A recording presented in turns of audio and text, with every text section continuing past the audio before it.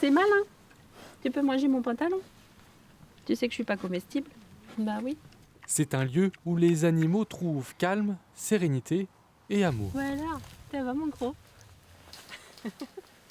Allez, on y va?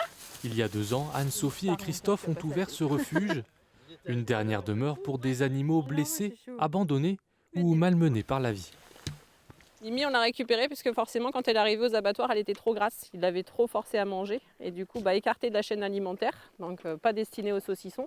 Et on a pu la ramener ici où elle va finir sa vie tranquillement à la retraite.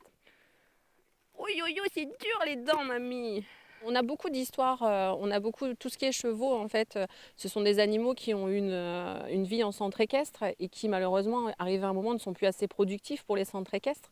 Donc beaucoup cherchent des solutions de placement puisqu'ils ont quand même vécu des sacrées histoires avec eux. Ils ont fait travailler pendant 10 ans. Il y a quand même une relation qui s'est tissée. D'autres, c'est plus catégorique. Tu ne sers plus, donc tu vas aux abattoirs. C'est des animaux qui sont très proches de l'homme, qui ont donné énormément. Et au final, on les remercie à la fin en se disant on n'a plus besoin de toi, tu es plus rentable. On ne sait pas où te mettre. Donc là, ils passent une vie tranquille, retraite, paisible. Et voilà, réglisse la quille. Réglisse, Mimi et les autres profitent ici de 14 hectares de terrain. Anne-Sophie et Christophe ont tout aménagé eux-mêmes afin d'accueillir les pensionnaires, mais aussi les visiteurs.